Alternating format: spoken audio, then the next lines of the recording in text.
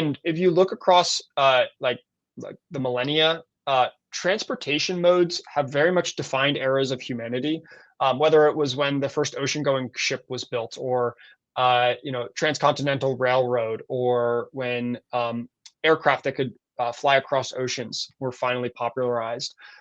Each time, what happens is that society gets closer together, right? The world shrinks in some ways, where in 24 hours, I could be anywhere on Earth right now. But like, what about in 1 hour? How does that change the world? That's what I'm most excited about, and what kind of gets us out of bed in the morning to go and build Inversion.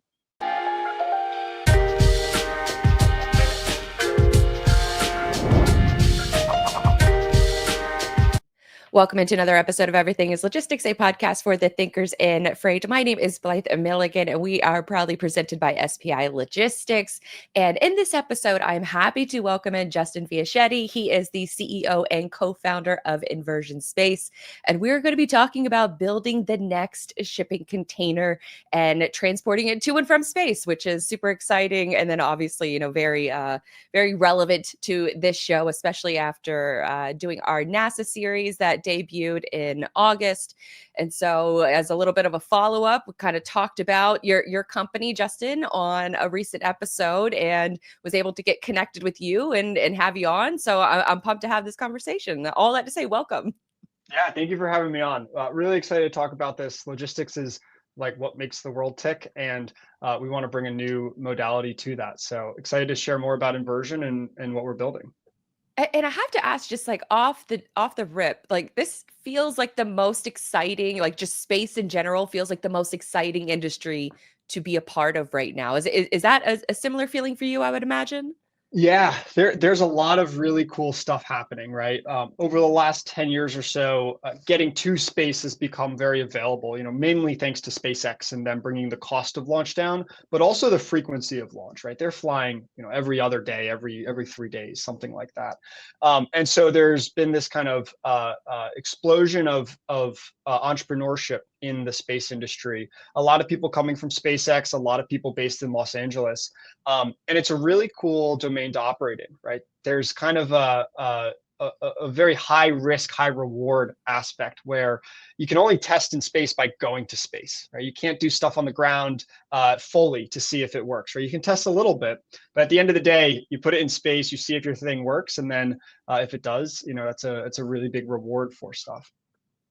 And so how did you take me back to sort of that light bulb moment for you that you decided that, because I don't believe you have a history in or a career history in logistics. So how did you know that this was a problem to solve? Yeah, so we founded the company or we came up with the idea for the company about 4 years ago at this point. And it was myself and my co-founder sitting around after dinner one night. We were doing the dishes, and honestly, we were just kind of talking about like what is coming next in the space industry. We were both working at rocket companies at the time, and what we realized was that space as like kind of like a platform offers the value of being able to cover the whole globe with very little infrastructure, right?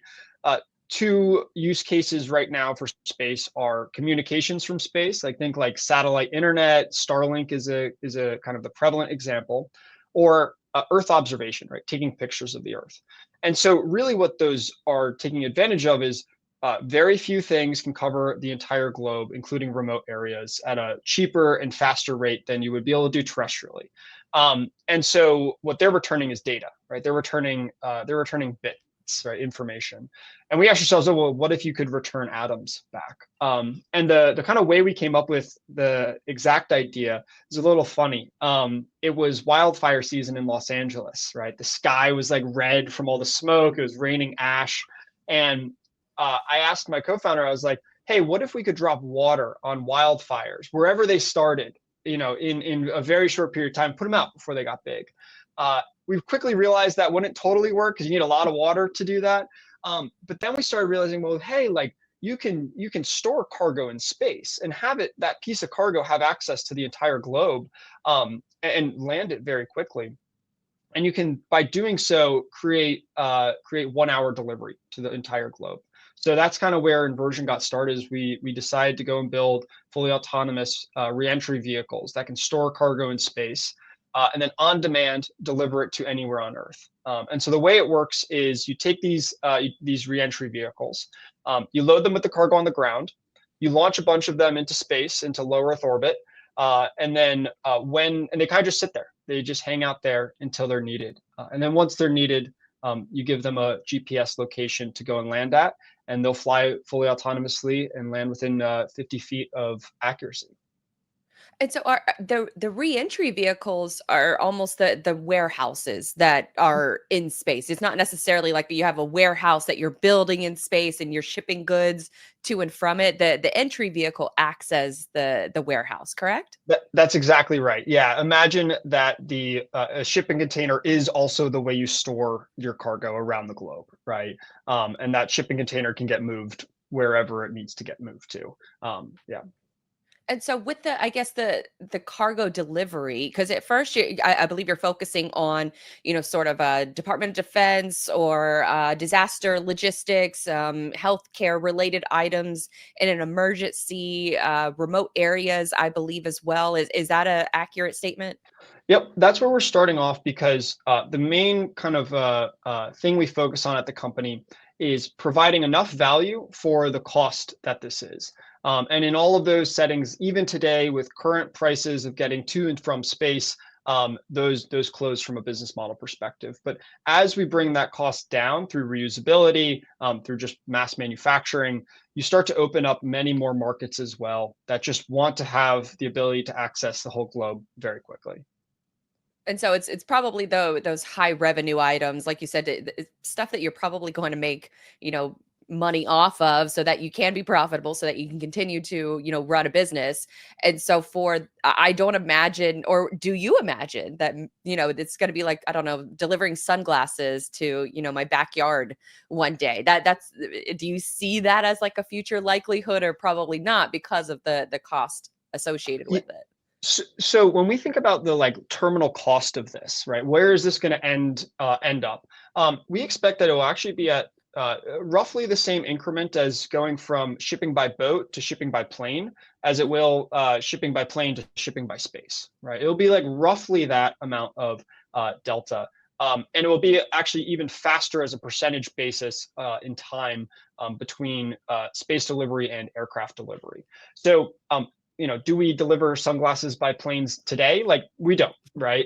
We deliver like big, high priority items, whether that be mail or overnight shipping, right?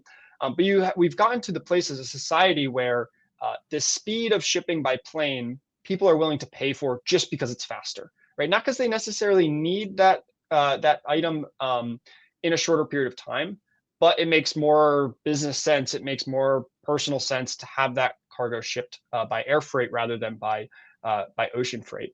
And we expect that same thing to happen. So is it sunglasses? My bet would be like, and kind of like those kind of level of consumer goods. Sometimes I would say, sometimes if it's really high priority, right? Sometimes I'll have, I guess no one would have thought 30-minute delivery of food would be something people would be willing to pay extra for when you could just go and drive to get the food. But turns out people love convenience. But I think that what we're building is a new platform, right? It's a new method of delivery. And there will be a lot of new business cases that we can't even conceptualize today that will come up because of this, right? If you go to a bunch of entrepreneurs and say, you can touch anywhere on the globe in an hour, what can you do with it? That's really exciting. Like, I'm pumped to hear about what comes from that. Are you in freight sales with a book of business looking for a new home? Or perhaps you're a freight agent in need of a better partnership? These are the kinds of conversations we're exploring in our podcast interview series called The Freight Agent Trenches, sponsored by SPI Logistics. Now, I can tell you all day that SPI is one of the most successful logistics firms in North America who helps their agents with back office operations such as admin, finance, IT, and sales, but I would much rather you hear it directly from SPI's freight agents themselves. And what better way to do that than by listening to the experienced freight agents tell their stories behind the how and the why they joined SPI. Hit the freight agent link in our show notes to listen to these conversations, or if you're ready to make the jump, visit spi3pl.com. So for a big moment, I guess, that happened in shipping is sort of the standardization of the container and using the container, for cargo ships that can go onto trucks, that can go onto trains. I'm curious if some of the reentry vehicles, are they going to be sort of standardized, or what do those reentry vehicles look like? Because I believe you have Ray and then you also have Arc. That's right. Can you kind of, I guess, break down what the standardization looks like and maybe those different types of reentry vehicles that you're building? Yeah. So Ray is our tech demonstrator. It's going to be launching in the next few months to space and landing off the coast of California. Really just meant for internal technology development, getting data on all of our systems that we can then go and apply to Arc. And Arc's kind of our main product, and we're really excited about that. It'll be launching for the first time in 2026. And that is what goes and does that precision landing and global delivery of cargo. As it currently stands, you can think about the reentry vehicles. I would call it like a Ford Transit van, right? Where you can store stuff in it and you can deliver it together. And that's like a good way to go right now, just because the economics of how expensive it is to put stuff in space at the moment favor that kind of like delivery and storage at the same time.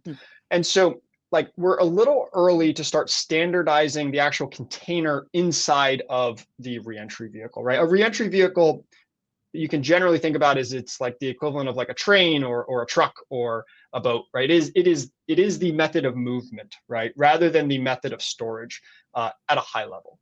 We are combining those two to start, right? We are saying we're going to have a payload bay inside of the reentry vehicle that is standard, but it is intrinsic to the reentry vehicle. It is removable, to some extent, right, to access the cargo. But the cargo is not meant to be necessarily stored inside of the payload bay, independent of the reentry vehicle, right? There's power constraints that, or there's power hookups, there's software hookups, there's mechanical hookups that require the reentry vehicle to start. But that will probably change. It will probably change over time to where there are various different sizes of reentry vehicles. There are various different types that you want a standardized set of cargo so that the high value expensive thing, which is the reentry vehicle compared to the payload container, can be separate and they can be interchangeable. So you can have 5 reentry vehicles and 50 payload bays with different types of payload. But to start the overhead and the like total like capex to build out that method would be too high. And so you start with that kind of Ford Transit van where it can do both. That's I guess it's really reassuring to me, because I was thinking before this interview that there was going to just be a bunch of just giant warehouses up in space. And as someone who I think a lot of us all love gazing up at the stars, and there's kind of a little bit of controversy around a lot of the satellites that are going into space and they're messing up, the stargazing. And I just thought to myself, well, what if we have all these, big ass warehouses in space and then they're just blocking it even more? So it makes me feel better about the whole, just I guess stargazing ability, is that you won't have well, maybe you will have giant warehouses in space. I imagine that's kind of what the ISS technically is, even though the humans can live on it as well. Yep. And I mean, I'll give an example here, right? So the International Space Station is, could be that giant warehouse, right? And then you might have like smaller reentry vehicles that pop off of it. The International Space Station was $100 billion to build, right? And so that's going to be a longer term thing, right? We'll get to that eventually. To start, right, we'll have the capsules have the cargo itself. But the International Space Station is about the size of a football field or so, which is roughly the size of like a Airbus A380, right? The largest airplane that you have flying. But the International Space Station is really far away from you, right? It's about 375 to 400 kilometers away. So it's tiny. It looks tiny compared to an airplane flying over top of you. And there are, at any given time, 5,000, 10,000 airplane in the sky. And that's not a huge deal for stargazing, right? And for kind of astronomy.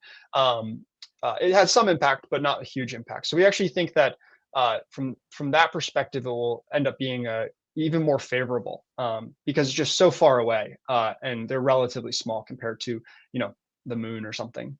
Right.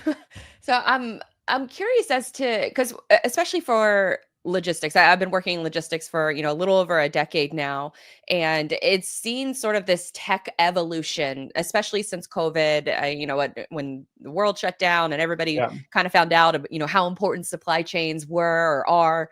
And I think for a lot of folks within the industry, especially a lot of the veterans, they are apprehensive to new technology to change.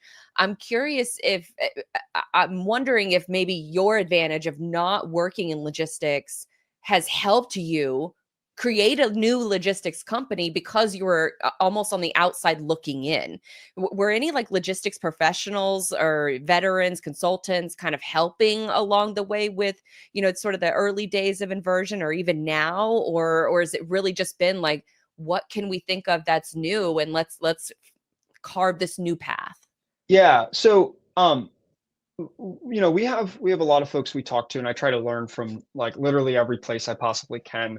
We try to take lessons from existing logistics systems and things like that. Um, but and especially on the military side, we have like a lot of folks we talk to on how they do logistics and how they do, global force projection and that kind of stuff. Um, at a fundamental level, like logistics today are almost entirely about cost reduction and timeliness, right? Like the way that you win as a business in logistics is you are like 2 or 3% cheaper than the next person, and then and maybe you run like a little bit better at being on time, which is like fine because like airplanes are commoditized, boats are commoditized, like that is like we are at a technological limit effectively on all of those systems, right? Yes, there are some things you can do to optimize, but like the built world is really great at moving cargo right now, in large masses. Um, our perspective is generally that like if you can do something with the old paradigm, you should do it with the old paradigm. Like if you could do global delivery of cargo in under an hour, like with an aircraft, like you should probably go do that because it's gonna be like easier and like they already exist and you don't have to like reinvent the wheel. But like fundamentally, it is not possible from a cost or a time perspective to have that fast of access to, middle of the ocean, remote areas, and broadly just you would otherwise have to have an entire global supply chain, as an individual user, right? Whether that be the military, Red Cross, whomever. And so what we are offering is like at a fundamentally a different optimization than what current logistics optimize around. Yes, we need to reduce costs as much as possible. But we're not fighting for percentage points, right? We're fighting for like 10x speed reduction or increase in speed. We're fighting for like, can we cut the costs in half in the next 2 years? Can we cut it by 10x in the next 10 years? And as such, like our volumes also aren't high enough right now that like traditional logistics planning methodologies work super well. Like how do you distribute like 15 things around the globe, right? Like that's a lot simpler of a problem than how do you distribute like 50,000 shipping containers around the globe, or however many there are. It's probably more than that, it's my guess.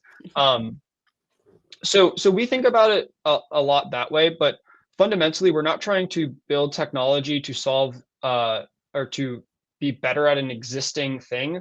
We're trying to build a new capability for humanity, and that does require some technology, innovations to go and do. Yeah, I mean, as you were talking, I was just thinking of, obviously the disaster that just happened after Hurricane Helene, and there's so many people that are stranded on tops of mountains and roads. You can't get to these people, and sometimes they're trying to do helicopter flybys and things like that. And so, is that a situation where a company like Inversion could come in and drop some much needed supplies in areas that are greatly impacted where traditional transportation methods just don't work? Yeah, absolutely. The nice thing about what we're doing is the cargo is location agnostic. So if it's a hurricane in North Carolina, if it's an earthquake in Japan, if it's a tsunami, somewhere, generally you need food, you need water, you need medical supplies, right? And you need like some sort of shelter or power or for heat. Um, And so we don't need to pre-plan where that cargo is going to get delivered because we won't know, right? And so we can be very responsive in those settings where, hey, there is a lost hiker, right, in the middle of Alaska or something like that. And they probably need roughly the same cargo as, the stranded family from a hurricane. And our goal is to make it so that whenever that happens, right, we can bring that cargo down and support them. Now, right now, it's too expensive to do that for an individual to pay for that, right? We wouldn't expect that to be a great business model for you or me to, constantly have access to that cargo. But what we can do is basically distribute the costs, right? So, just like AAA is a distributed cost, where if you need roadside assistance, great, you can get it, but you don't have to pay for the tow truck always, right? You can share that cost with a bunch of people. And that's also kind of how Red Cross operates a little bit, right? Where you and I could benefit from Red Cross, but we don't have to necessarily fund the whole organization ourselves. And we see that as being, especially on the kind of disaster relief, humanitarian relief side of things, how that will generally work, where there's a collective payment in order to deliver supplies to individuals. And so walk me through the process of, say I'm a Department of Defense, worker, or maybe, disaster logistics worker. Am I booking a load? Am I tracking the load? Like, what does the whole, like, I guess, start to finish process look like? Yeah. So from our perspective, or from the customer's perspective, the Department of Defense or the Red Cross worker, all they do is they say, Inversion, we would love to have this type of cargo be able to access in these areas at any given time, right? They hand us the cargo, and then we say, great, let us know when you want it, right? And then they tell us when and where they want it, and they will get it. Right, we take care of all of the logistics of mounting the hardware in the vehicle, or sorry, the kind of cargo in the vehicle, launching it, monitoring it while it's in space, doing any sort of debris avoidance that we have to do. And then once they need it, we tell that piece of cargo, that reentry vehicle, to come down and land where they asked it for. So we want to abstract away all the complexities of operating in space for our customers, right? A good analogy here is the internet, right? It used to be that you had to be an internet company to use the internet, right? You had to have like an IT staff and like software or like developers and like to have an internet presence, anything like that. But now every single company is an internet company, right? Nike sells tons of shoes online, but you wouldn't consider them a tech company or an internet company necessarily. And so that's kind of our goal, is that everyone is using space as a cargo delivery method. Doesn't mean they have to be a space company, just like they don't need to be an airline company today to ship cargo, via DHL or FedEx or whatever. And is it the same kind of cargo in each reentry vehicle, or is it a different cargo for different purposes? Like, Department of Defense probably has, maybe theoretically 15 of their own that they can put whatever they want in. American Red Cross has, their own that they can put their own supply in, or is it just, IV bags all in one or something like that? Yeah, so each type of cargo would have multiple reentry vehicles that it's in, so that you have that kind of coverage, right? It's like a network of those capsules to make sure there's one over top of everywhere at any given time. So let's say I would have, a set of capsules, a set of reentry vehicles with, IV bags. I have another set with, radios, and another set with communications equipment. And they would all be in space, and they would kind of be their own network, basically. What about the cargo on reentry? How do you know if it gets damaged, or if, I don't know, like radiation affects it? Or that question actually came from a friend of the show, Thomas Watson, who's also a logistics professional and content creator. So he was really excited about this interview as well. And that was awesome. His question: is what happens to the cargo on reentry? If is it insurance involved in this process at all? Yeah, so there are kind of three phases of flight for the cargo. There's the launch while it's on the rocket, there's the staying in space until it's needed, and then there's the reentry. Each phase has slightly different challenges that we try to take on as Inversion, so that the cargo doesn't have to worry about it. So for launch, for example, it's a very high vibrational environment, right? It gets shaken around quite a bit. And so we dampen the payload as much as we can to make sure that The cargo doesn't see any more vibration than it would on like a truck getting shipped across the country, which actually has surprisingly high vibrational and shock loads. I was surprised at that. Once you're in space, now you're looking at, okay, radiation, temperature, pressure, that kind of stuff. And our payload bay is pressurized. It has temperature control. It has humidity control. We use like a dry nitrogen so that you don't have any oxidation. And it has radiation shielding to the extent that's needed. So our goal is like, it's literally just a warehouse on the Earth, except it happens to be in space, right? On the radiation point, a good example is, we have people and cargo up in space currently for, extended durations on the International Space Station. There's a very thin shell of aluminum that is what protects it from any sort of damaging radiation. And so we have blood in space, we have medical supplies in space, and NASA signed off that all of that is totally good for all of their astronauts, and that will be the same for this cargo. Once you then re-enter, once you kind of enter the atmosphere, now you have to deal with the heat of re-entry, right? It gets very hot, surface of the temperature of the surface of the sun on the outside of our vehicle. And so we have special thermal protection materials that surround the re-entry vehicle to make sure that that temperature doesn't get into the cargo. And we also can do an actively chilled system for the cargo. Once you land, you just grab it as if it was dropped from a drone. And it's dropped via a parachute, right? That's right. Yeah. So once we've once the re-entry vehicle has entered the atmosphere and we start to get, close to the ground, call it like 10 to 15,000 feet, we deploy our parachute. And the parachute is steerable, just like a skydiver's parachute might be. And so that lets us do that kind of very accurate targeted landing. Rather than like if you just had like a big round parachute, it could drift if there's winds or what have you. And because we land under parachute, rather than like, using like wings and a runway, like a space plane might, or having a rocket engine that fires to slow us down, because we're under parachute, we can land near people. We can land in austere environments, so we don't have to have a landing site necessarily perfectly clear. And because it's steerable, we can avoid obstacles like trees and that kind of thing. So is it just kind of someone sitting in an office, maybe with like a VR headset on, that's steering the parachute, or how does that work? How does the steering work? Yeah.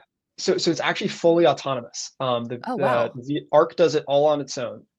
So ARC has a bunch of sensors on board to know where it is in the world, to know how far it is off the ground, to know where things are on the ground. We use a combination of computer vision and classic like guidance, navigation, and control systems in order to like land super accurately. And you can adjust the landing site if you have to. And so it can like divert to a different spot if you happen to move, or if the landing site is no longer viable. And then flies. And we do this cool maneuver at the end where we like flare the parachute so that we softly touch down, just like a skydiver kind of runs out their landing. And that means that the cargo doesn't have like a big load when it hits the ground. Brokering success demands a battle-ready strategy. TIE TMS equips freight brokers with the ultimate battle station for conquering a tough market. With TIE, brokers gain access to a comprehensive platform where rate intelligence and quote history converge on a single screen. It's not just a page, it's a strategic command center designed to help brokers win. TIE equips your team with all of the data they need to negotiate with confidence and allows them to communicate directly with carriers and customers from a simple control base. Revolutionize the way your brokers perform by giving them a competitive advantage with TIE TMS. For more info, go to tai-software.com/battle stations, and we also have a link for you in the show notes to sign up for a demo. Oh, that's super interesting. And I'm curious for a lot of, I would imagine, Department of Defense items, I'm sure you get asked the, security question of how do you protect this kind of cargo in space? And so what I mean, I'm sure you can't reveal everything, but what is sort of the general overview that you can tell us? Yeah, so in space right now, there's kind of a big kind of realignment where space is no longer a peaceful, like there's no one else that can touch our satellites. It's what's considered a contested environment now. Countries like China and Russia have the capability to shoot down satellites. China has the capability to move satellites. And so that is a problem that every space company is wondering about and looking at. At a fundamental level, though, it's really no different than if you have like cargo on an island somewhere or at a base somewhere, right? You have people know where it is, and you need to make sure that you can either move it quickly if they're coming to grab it, or make sure that they don't know where it is as easily as other cargo might be. So there's not like I think it's less of a risk than what most people would expect. The other thing is, because we have like a network of capsules, sorry, I use capsules and reentry vehicles interchangeably, so sorry if that's been confusing to the listener. Because there's a network of them, like if one gets captured, like there's another one that's coming like 20 minutes later, and so it's very difficult to capture all of them. Yeah, because I was watching this document, and I'm not sure if you maybe you've seen it, the Wild Wild Space, or I think it's Wild Space, that's on HBO, and it's a really interesting look into what's kind of the unregulated environment of space and how it really is like the Wild West. Have you seen that documentary yet? I haven't seen that. Is that the one with like Rocket Lab and Astra? Am I thinking of the right one? Okay, cool. Yes. I saw a bunch of stuff on Twitter about it, but I haven't seen it personally. But I'm quite familiar with those companies, so. Yes, it's very fascinating look into just sort of the business of space and how it's evolving so quickly. And one of the crazier stats is that we have about 8,000, I think, satellites in orbit, lower Earth orbit right now. But in the next 10 years, they estimate it to be over 100,000. And so it's just this I guess area, it's almost like Antarctica, where the whole bunch of, sort of the global nations are going to have to come together and make some kind of a loose agreement. And so it's a little surprising that they don't have that yet, but I imagine it's probably going to take something happening in space, I think, for all of these countries to kind of wake up and maybe come up with that. It's one of those things where I think I don't know if I want regulation, and then I don't know if I do want regulation. It's kind of like that middle ground of where policy sort of stands. And I imagine that, sort of working with the government on these things, are they excited about going into space and like space logistics and things like that? Or is it just become like another part of like a necessary part of the program for them? Yeah, so space has become kind of like this really exciting thing within the Department of Defense. Obviously, the Space Force was stood up maybe 3 or 4 years ago at this point, and so people are really starting to understand that space influences all aspects of the Department of Defense, whether it's GPS or communications or imaging for understanding troop movements and things like that. And cargo delivery, like I was kind of explaining at the beginning, is really just another evolution of what's already being done. Right now, we're taking pictures and transmitting that back to back to the ground. Now we're just going to store cargo and transmit that back to the ground. Like I mentioned earlier, also, like fundamentally, there's no other way to move as fast as you can and access as many parts of the globe as quickly as delivery from space can. And so the Department of Defense has like a number of programs that are that they're talking about and have made announcements about around like rocket cargo and space delivery and that kind of stuff. And so I think people are really starting to understand like, oh, this is like a very valuable capability. And it's the kind of capability that once you have, it's kind of hard to go back from, right? Like as in like, once you are able to access the whole globe in under an hour, you never want to give up that capability. And in fact, everybody else now needs that capability too, because if the US can access, or maybe just one part, like let's say the Air Force can access every part of the globe in under an hour. Well, the Navy is going to want to be able to do that too, and so is the Army. And then our allied nations are going to want to do that as well, right? The UK, Australia, Japan. Those types of countries are going to want to be able to maintain kind of parity of capability. And so just like once the aircraft was invented and introduced, it was kind of like yep, we need this and we're always going to have it because it's so valuable. That's happening right now with delivery from space. One of the things you mentioned earlier, and from what I understand, there are companies now that do this, that track debris Mhm. that are in space, and I just think that's it's so crazy how the parallels of logistics and tracking that are right here on Earth are following us up into space as well. And Mhm. so I'm curious, how do you account for space debris and something as small as a screw that could damage one of your vehicles, or is that Mhm. even a worry?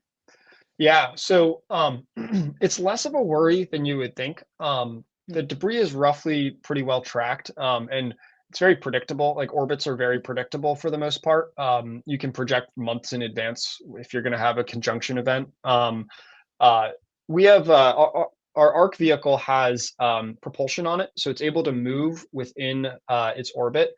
And so it can like raise its orbit, can lower its orbit to avoid any debris that it might be coming up against. And so like space debris is this kind of like it could be very scary, but uh, it is manageable. Just like having thousands of airplanes flying around would have been very scary if there wasn't like flight corridors and altitude requirements and stuff like that. And all of that is kind of starting to get put in place, just kind of by like de facto. Like it's not necessarily like being mandated, but people are being very careful about where they're putting stuff for the most part. So unless there is like a major event, and even if there is a major event, it only causes issues in like a single orbital plane, and at like specific altitudes. So it's not like all of space is then just like completely destroyed. It's more like this one area has like this one area within an orbit has a bunch of debris or contamination, and so you just don't put stuff there until it degrades. But the other final point on debris is like, well, yes, it takes a while. Debris orbits, they degrade, so it will eventually enter the atmosphere. And so as long as you stay low enough, that happens in like a relatively reasonable time, like 5 to 10 years. Hmm. So it's kind of like self-cleaning. When you get higher altitudes, it like never comes down, and that's kind of a problem. But yeah, we think about debris not a ton, and it's also nice because we bring everything back with us, so we're never like leaving stuff up in space. So we think that that's going to probably become some of the norm in the future. It is kind of crazy how shipping lanes are evolving up into space. And I didn't even think about the different sort of orbital paths. I just thought, once you're in the lower Earth orbit, like everybody's kind of in the lower Earth orbit. But that would make sense that if it's going to burn up eventually for a lot of that debris. Yeah, like you can think of low Earth orbit as like the Pacific Ocean, right? And Yeah. like within the Pacific Ocean, there's a bunch of different shipping lanes. There's like generally understood of like where you go, where you don't go. If you're about to have a collision, you like who is responsible for correcting. Same stuff in space. What about on the maintenance side of things? From watching, sort of the infrastructure being built in space. One of the bigger sort of light bulb moments for me was learning about different companies that are actually repairing satellites in space. Mhm. What happens if one of an arc goes down? Can you perform that kind of maintenance on it in space, or is that something where you would have to almost maybe transport it back, or just burn it up in orbit, or what happens there? Yeah, so for ARC, if something goes wrong, depending on how critical, we'll generally just bring it back to land it in the US, and recover it, refurbish it, and refly it, right? Let's say like, one of the sensors goes bad or something like that. That's pretty easy and straightforward to do. Um, like maintenance on satellites is an interesting topic, and we could go down a huge rabbit hole here. But you have this problem where the cost of the because you need another satellite to go maintain the original satellite, right? And you need to launch that other satellite. And so then you start asking the question, well, why don't I just launch a new one of the satellite that I have to go and fix, right? And so like an analogy would be like, imagine if you needed an ocean liner to go and fix an ocean liner in the middle of the Mhm. ocean, but once you fixed that first ocean liner, that maintenance ocean liner is no longer useful. It's like, well, why wasn't that ocean liner just itself the thing that why wasn't the maintenance one itself the valuable and usable system? So I actually maybe slightly different than the industry, like don't believe in like satellite maintenance in low Earth orbit. For like further orbits, it might make sense. But there's this weird economics thing, which is like, it's easier just to like fly a new one, right? And it's like cheaper to go and fly a new one. And usually the sensors will have been like upgraded enough that you want to put a new one up anyway. Oh, true. Very true. So, but for ARC, because ARC's able to come back, we can reuse it, right? And so now you start to look at, well, now like, for context, satellites are all single use today, right? You put them up, they last for a few years, 5 years, something like that, and then you have to put a new one up. And like that's like continuously happens. For ARC though, we can put it up. After 5 years, we bring it back, we refurbish it, and we can fly it again. So now you have that same piece of hardware being used, 4 or 5 times. It actually brings the cost per mission down substantially compared to just a single-use satellite. Yeah, I think it's the reusability of items going to and from space and in space. Mhm. I think has been the biggest game changer, especially with SpaceX and Rocket Lab. How Mhm. do you are those? I believe those are the two companies that you use that Inversion uses to launch into space, correct? Yeah, so we're flying on SpaceX for our first mission, up for Ray's mission that's coming up soon. We've yet to announce who we're flying with ARC in 26, so that should be coming soon though. How does that for folks who may not know, and I'm wondering if this may be true for your future, instance, is that from what I understand, you can just talk to SpaceX and then they send you a link to book a flight to go into Mhm. space, and then you book it, you pay for it all online, and it takes about 15 minutes. Yep, no, exactly. I forget the URL, otherwise I would give it right now. It's like SpaceX slash like launch or SpaceX slash like rideshare, I think like that. And you can literally go in and put your credit card info. I think you put your credit card info in. It's literally that simple. There's some like back end paperwork that happens afterward. But they've streamlined it a ton. It used to be that like you had to know someone at NASA, and NASA had to like do this whole prioritization and stuff. But with SpaceX, it's pretty great. You like go and you book your satellite. And once you book it, there's like testing and stuff, and like making sure that your satellite won't break apart on launch and hurt other satellites in the rocket itself. But they've made it like super streamlined and super straightforward. I think there's still like a lot of improvement that could happen generally. This is kind of like V1 of that. Our goal is a similar thing, which is like you go online, you book it, and you literally just hand us the cargo and we take care of everything else. SpaceX isn't quite like that because they serve other space companies, so there's not a need for them to do that. But we want to make it so anyone can put cargo in space and have it delivered when they need it without consideration for any of the space aspects of it. Oh, that's super interesting. So I would imagine you would have a facility here in the United States where you're Mhm. storing some of these goods before they're added to one of the vehicles before it's launched. That's right. Yep, exactly, exactly. So we would have it where you know, Red Cross, let's just use them as an example, would give us a bunch of cargo, give us a bunch of pallets, and we'd have an integration facility, probably on the West Coast, maybe on the East Coast. We would integrate their cargo into our ARC vehicle. We would then put ARC onto like a SpaceX rocket and then launch to space. What's been the most challenging part of this whole journey for you that was maybe also surprising that you didn't think was going to be that challenging?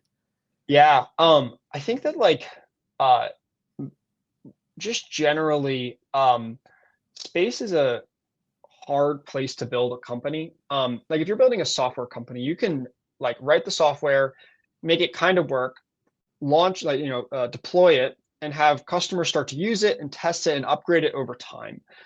Space, you don't really get that opportunity. You kind of get that one shot, right? You get one launch and everything has to work. And so there's a lot of stuff that has to come together, right? There's thousands of parts of the vehicle that all have to come together at the same time. So supply chain is a big problem on that, making sure that you're getting parts at the quantities you need when you need them. Right? If we have a 3 month delay, a month delay on a single part, we're not flying, right? And so I think that the biggest surprise was how different building a hardware company and a space company is than building like some AI company or software company, right? I envy them because they can go on and online and just like buy more servers with AWS, and now their main asset is scaled. Like you can't just do that in a hardware business, right? It takes time to build stuff, and so that is always an interesting thing compared to some of the other startups that we spend time around. Yeah, I just did an episode on the company Hadrian, who is Hmm. trying to, reinvent American manufacturing using a combination of legacy knowledge from those older workers that are going to be retiring soon, with automation and robotics.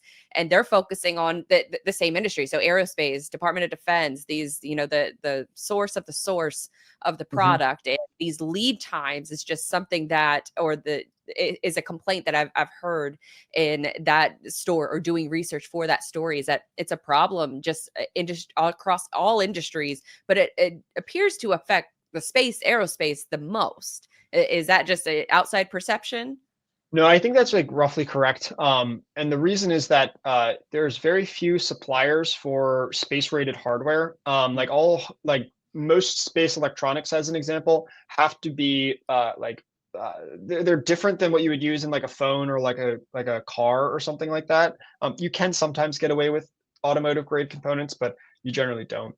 The other thing is because the environments are so intense, all of all of your materials have to have like material certifications all the way back to the mine they were mined at, right? Oh, So you wow. need to be able to track everything that whole way. So you can't just go buy some like random aluminum from Home Depot. And so Hadrian is a good example. They're a great company where they deal with a lot of that, getting that metal and then machining it in a very precise way, such that it can be reliably work how you intend it to work as the designer of it. So part of the reason that is that the space industry, while each a unit is generally very expensive, right? Each satellite could be up to $1 billion, usually nowadays around 15 to $20 million each. There's not many. Like 8,000 is a lot of satellites, but like 8,000 cars is nothing, right? 8,000 phones is nothing. 8,000 aircraft even is basically nothing. And so your just volumes are so low that like a supplier might produce like 100 valves a year, right, for a satellite, or for various different satellites. And if they've sold all 100 of them, it's going to be another year until you have another 100 or so.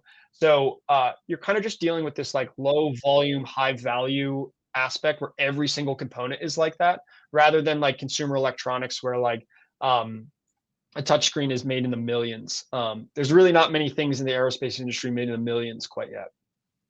Are there any other, sort of cool startups outside of your vertical that are doing cool things in space, or really interesting things in space? Yeah, I mean, there's a lot of folks doing a lot of cool stuff.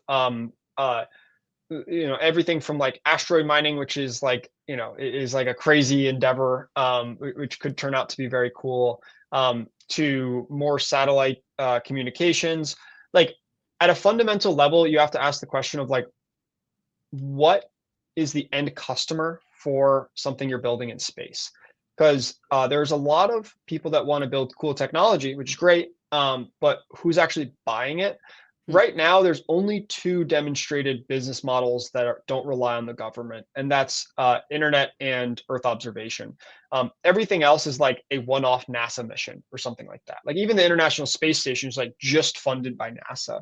So there are companies that are starting to build like commercial space stations for space tourism, and like that might become a big thing. But a lot of the companies right now are just trying to innovate on the two existing verticals of internet and Earth observation or pictures. And so there's this kind of new crop of satellite imaging companies that use synthetic aperture radar. Basically, it allows you to have like it's a different way to take pictures. It allows you to have like way more fidelity in the image, as well as see through clouds and a bunch of cool stuff. And so that's starting to remember, we were talking about that kind of like getting 5% better or 10% better, and that wins you the market. those are starting to get to that place where if you're 5%, more resolution on your pictures, or if you can see through 10% more clouds, like you start to win that market. And so it's kind of interesting seeing that different stages of the space industry are at different maturity levels, where imaging is probably the most mature, then internet is probably the second most mature. So and then where we're going, which is delivery, is kind of at this nascent stage that has a lot of potential, and it's kind of like ripe for the taking. Give us a sense of what the company Inversion looks like. I know you're based on the West Coast. Are you doing West Coast launches? I think you said maybe Florida.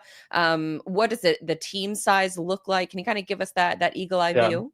Yeah, absolutely. So we've been around for about 4 years now. We are about 35 people today. We're scaling up to about 100 or so in the next 12 months. Oh, wow. We're based in Los Angeles. I'm actually in our new facility, which we're really excited about. So we have one facility in Los Angeles, and we have one out in the Mojave Desert, where we own 5 acres of land, where we do all of our testing. So we do like rocket engine testing, explosives testing, that kind of stuff out there. Um, we launch and land right now out of the West Coast, but eventually we'll be launching out of basically every launch site that people operate out of, whether that be in the U.S. or overseas. Landing right now, we'll have our first vehicle, Ray, coming back from space in like end of January or so, with the launch coming up in the next few months. And that will be that kind of first proof point, the first time we've gone to space as a company and come back. We recently got our regulatory approval to do so. So within the kind of like reentry world or launch world in space, getting FAA approval to do that is like a huge deal. Like you might have seen that SpaceX was blocked from launching their Starship rocket for like many weeks because the FAA was not approving them. And we're lucky enough to get that all finished up well before our launch slot.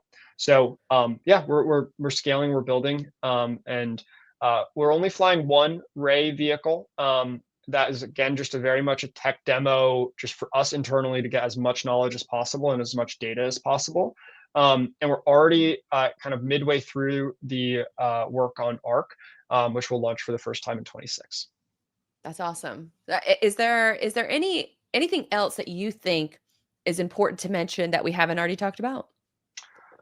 I don't think so. I think that like the high level of inversion is eventually you will see reentry vehicles coming down to Earth, streaking across the sky as much as you see airplanes right now, and we will think nothing of it. Right? It will just be a normal occurrence. And if you look across like the millennia, transportation modes have very much defined eras of humanity. Whether it was when the first ocean-going ship was built, or transcontinental railroad, or when aircraft that could fly across oceans were finally popularized. Each time, what happens is that society gets closer together, right? The world shrinks in some ways, where in 24 hours, I could be anywhere on Earth right now.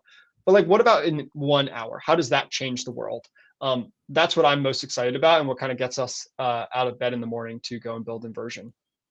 Yeah, it's definitely something that is super exciting. I mean, I know there's a lot of doomers who look at stuff like this and they are almost a little scared of it, but it's one of those things where it's the age of, I think, new exploration, and for our species to be able to continue to push the boundaries. I mean, there's no other places to discover on Earth except for like the bottoms of the ocean, and who knows if we're going to do that. But out into space is sort of that next frontier, and I find it incredibly exciting and fascinating, and I really appreciate your time today and sharing your expertise and insight on building out this new shipping container in space. And so Justin, for the audience, where can they learn more about Inversion? Where can they connect with you? All that good stuff. Yeah. Inversionspace.com. That is kind of like where we have everything. And then on Twitter, I think we're at Inversion Space, and I'm at JC Fiashetti. Yeah. Well, that's awesome. This was a great conversation. So thank you so much again, and hope to continue to watch Inversion grow in the future. Yeah. Thank you so much. It's been fantastic. Absolutely.